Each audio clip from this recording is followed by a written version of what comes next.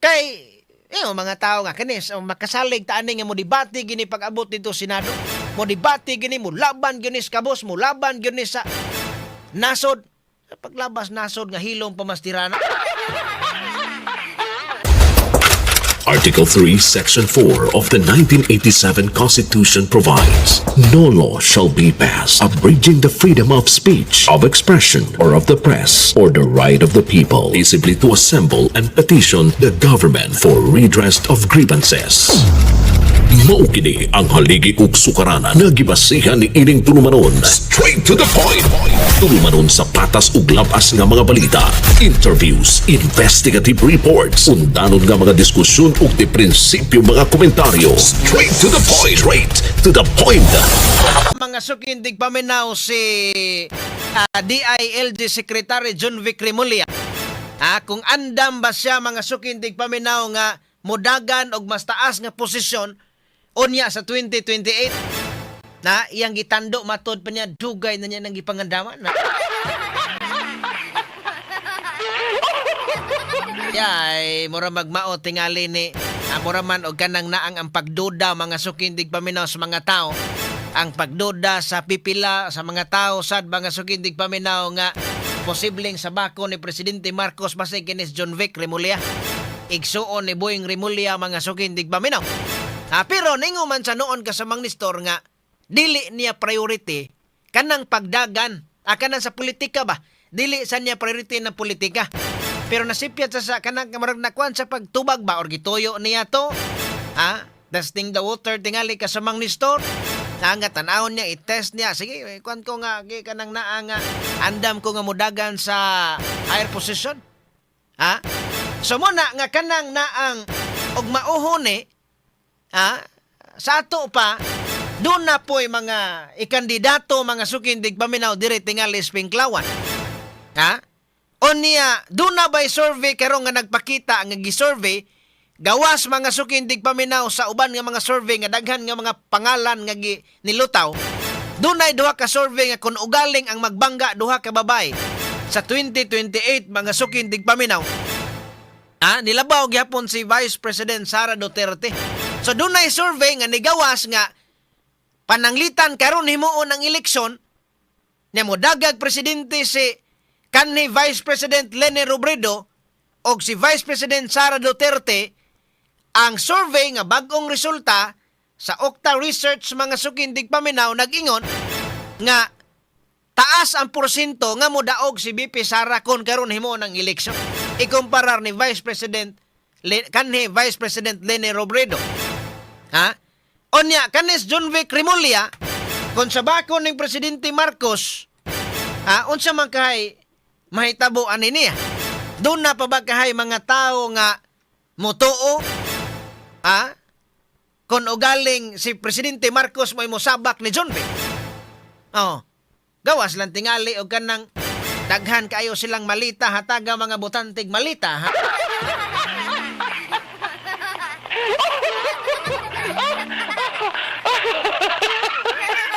Straight to the point. Straight to the point. Amo ni ang bag-ong result nga adunay upat mga sukindig paminaw ka mga lima gid ay. Adunay mga lima ka matod pa adunay tsansa ba. Adunay tsansa nga mudagan o kana mga dag-unog pugos maduna may mga dag-unog pugos. Pero kaning mga tawhana mga daghan naman nakailaan gani kaning uban karaan naman sa politiko ang bag-os politika kaning man si Erwin Tulfo kaning si Rafi Tulfo rather so di adin nagpakita nga lima ni kabuok wala hinos John Vic Remulla karon ingon mas John Vic Remulla nga willing sa mas taas nga posisyon by 2028 nga presidential election pero wala niya gibutyag kung presidente ba ang iyahan daganan pwede man either Vice President or President. Depende lang unya og magkasinabot sila ni kani Vice President Leni Robredo or ni Risa Hontiveros. O kinsay padaganon kay ningo man to si Risa Hontiveros nga willing siya nga kanang naang makigsakop sa administrasyon para ra gyud nga dili makadaog si Sara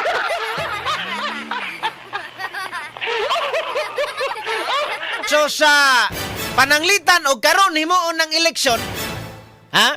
Og karon himuon ng eleksyon mga suking digpaminaw, nakakuha og 33%. Ha? Si Vice President Sara Duterte, kung pananglitan og karon himuon ng eleksyon pagka presidente ba.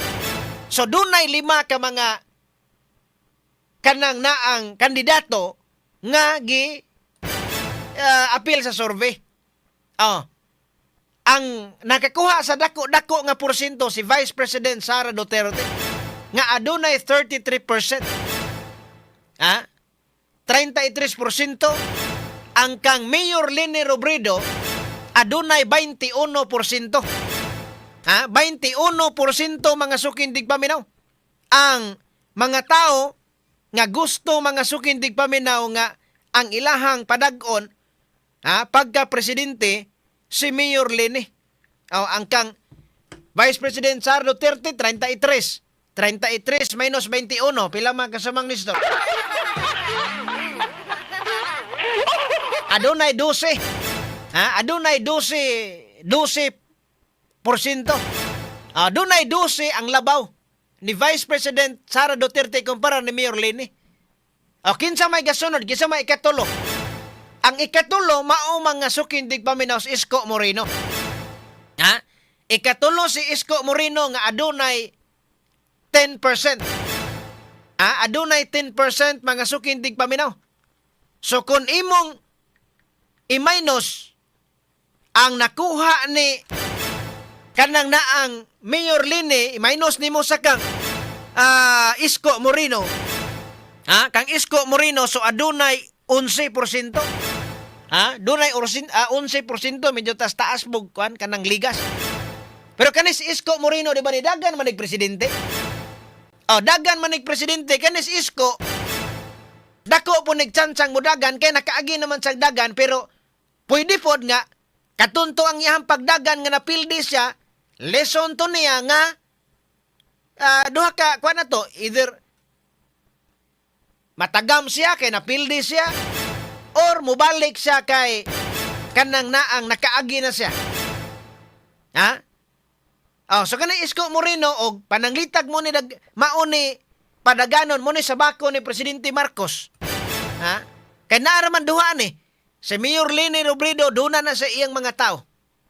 Duna na sa iyang mga tao gyud nga kanang mga tao ni Mayor Leni. Magkinakaunsa dili na mawagtang kasamang Oliver gikan pa pagdagan niya og kanang Vice Presidente. Hantod ni dagan sa og presidente mga sukin tigpaminaw pildi lang. Pero iya mga tao kanang iya mga taong 14 million. Dili na mo ubos, dili po na mo saka og dako, dili po na mo ubos og dako. Posible pagani na og pananglitan og makumbikto gyud si Vice President Sara Duterte, posible pagay nang musaka. So muna nga kanang nang si Isko Moreno ikatulo ikaupat. Ikatulo Isko Moreno ikaupat mga sukin tigpaminaw si Raffy Tulfo. Si Raffy Tulfo nakakuha og 9%. Usa ka porsyento ra ilang ligas ni Isko og ni Raffy Tulfo. Kini si Raffy Tulfo kusog man ni. Kani adto gani sa diwala pa ni sa mudagag senador bilib ko ani. Tungod ato mga sukin digpaminaw iyang programa ba nga daghang mga tawo nga natabangan. Daghang mga tawo nga nakauyo niya, natabangan niya mga sukin digpaminaw tungod kay naila sa mga kanang naang dili gyud mahadlok po sa mga kurakot. Unya mo tabang gyud. Yun sa mga pagkaunsaa nga kanang ni kuan man ni tikoy man ang pitoy.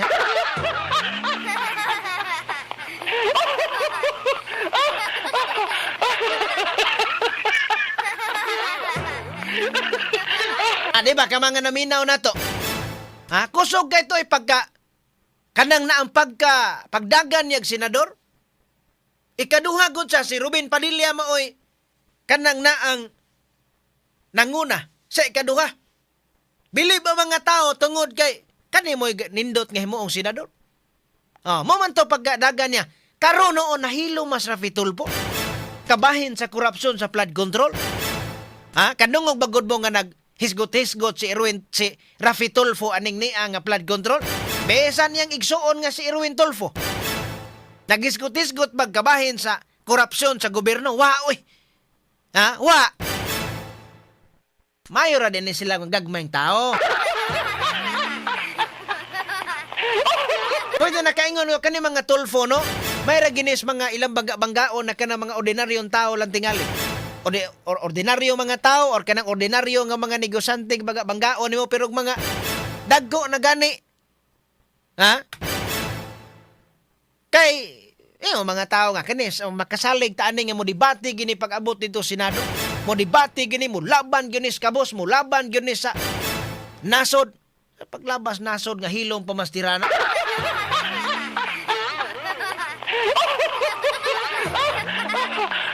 May pamastyo bito kay kusog pa bang muhagop?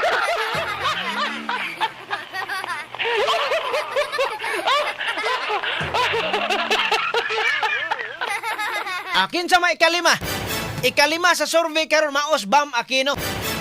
Senador Bam Aquino mga sukindig paminaw. Si Senador Bam Aquino gipospon ni mga sukindig paminaw sa iya makaalyado nga kung ugaling dili mudagan si BP Lini Robredo, Mayor Lini Robredo, posible nga si Bam Aquino ilahang sa bakod. Nya 4% man. So posible nga og pananglitang magdungag dagan pero dili ni mahitabo nga magdungag dagan si Lini Robredo og si Bam Aquino dili na pod kay mga samo sila mga pildi makuhaan man. Kay ngano man kani sila kaalyado man kanang nakuha ni Bam Aquino nga 4%, ipuno na mga sukindig paminaw sa kang Lini. Mas mudako pa ang iyahang porsyento. Sumo na nga dili pwede nga magdungan sila kay mga pildi noon sila nagsamo. Onya pananglitan John B. Cremulya wa man dili na appeal so ibutang tag ikaunom John B. Cremulya. Nya semoy sa bakong presidente Marcos matod pang sertitsoy bisan og lokdohon pana bisag balahon pana digyo kadao.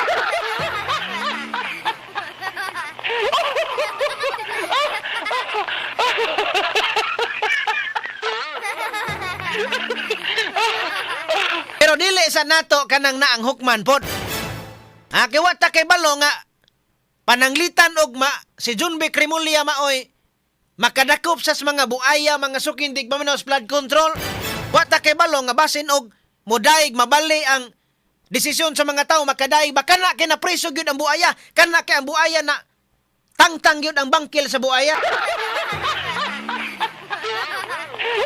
Kanang nahakon gunay mapapriso si Presidente Marcos unya tinuod gyud nga kanang nang tinuod nga mga congressman nga mga na-involve ba priso, mga senador nga na-involve ba priso, kanang mga tinuod gyud. Kay mga tao na kay balo man nasayod mga tao nga kinsa gyoy kanang naa nga seryahan. Tagan kay mga congressman. Asa man ang giingon ni Ping Lacson nga 67 ka mga congressman nga na-involve sa mga wala sa flood control kanang naang kontraktor. Wa man lagi.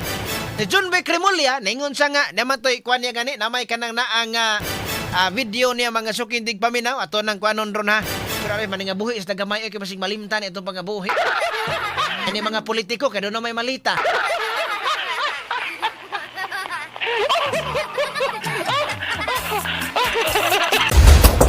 Article 3, Section 4 of the 1987 Constitution provides, no law shall be passed abridging the freedom of speech, of expression, or of the press, or the right of the people peaceably to assemble and petition the government for redress of grievances. Maukini ang haligi ug sukaranan nga gibasihan ni ining tulumanon. Straight to the point. Tulumanon sa patas ug labas nga mga balita, interviews, investigative reports, undanon nga mga diskusyon ug di prinsipyo mga komentaryo. Straight to the point. Straight to the point.